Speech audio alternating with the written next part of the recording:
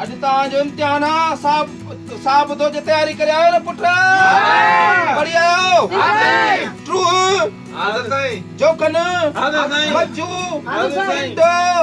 true कंडो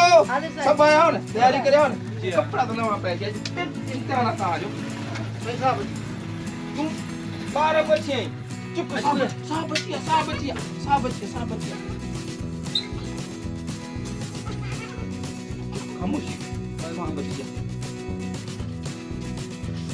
अस्सलाम वालेकुम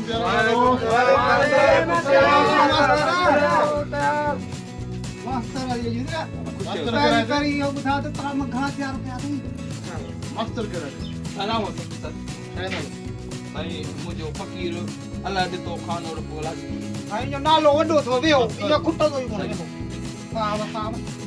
भाई ॾाढी मेहनत कई थम प्यारा शागिर्द प्यारा बार जेको सवाल चो पुछान मूंखे सब पास करे जो साईं पुछान सवाल मुझे गाल ॿुध मूं जो सलाम कयो त मन वालेकुम सलाम मास्टर भले पढ़ायो नहीं अरे के चयो ही मुझे नहीं बस साईं ना लाइक ना लाइक साईं इम्तिहान वठूं तो खाली नगर में पानी निकराई पर इन करे कम अरे पहाड़ी तू कुछ नहीं सवाल जवाब तो यस का दास हां पुट तैयारी करे आयो ने हां भाई यो बुधायो केड़ो हां दुखो पुछूं साईं दुखो हां यो सिंध में घणा सूबान पुट छह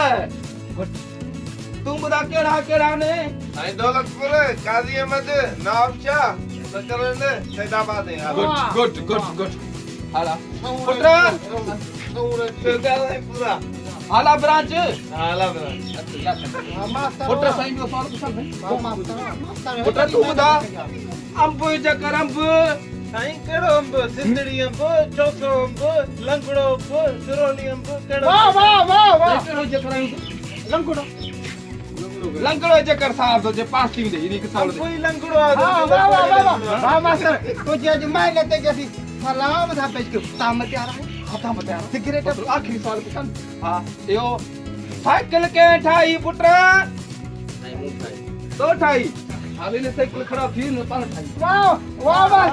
मास्टर तो जे की मेहनत कयाल आज ते मेहनत के ॿियो चकर सलाम थो कया वाह मास्टर हां बुध अजा साईं मेहनत कई तेरा धक्का लाले पगा देखो पुत्र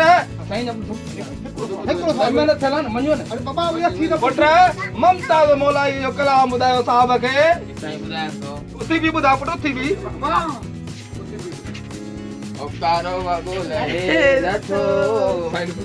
दुख बे तंगिया सामा ओकारो वगो लहे वाह मेहनत कई वाह तेरा मास्टर है एड़ा शागिर्द तो क्या बड़ी टियो चकर सलाम तो कया तामत हां असां जो वारो साहब तो पूछे शहर जो मोरे जो गुलशहर ते गुलशहर ती करे मोरे शहर लगे ताली वाह उस्ताद बुध आई पाजो हो शमनी मीराली केड़े शहर जो आ काजी अहमद दादू जो अच्छा ये सही आ अरे साहब तहां को सवाल पूछो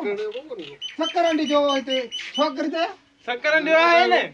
सकरंडी जो गाना हिते कोनी के ओए व्या रडियो खणी गोठे अजय देवगन केड़े मुल्क जो अदाकार हां पाकिस्तान जो गलत आ तू बुधा दादू गलत आ सकरंडी जो जटे सकरंडी जो हिते कोना आयो मानू चादर उपारायूं अमरीश पुरी मरियो नी घणा साल थी आन वफात के 19 साल है 19 साल है हां 19 साल थिया न इहो गलत आ 6 साल थिया 6 साल थिया अब साईं मुजा छोकरा सब पास थिया न शागिर्द हां तो जे महीने तक आऊं वरी पंजू लाए छऊ चकर सलाम तो ताम तैयार हां ताम तैयार हेलो पुटे तई सब सही पास थिया सब तई पास सही मने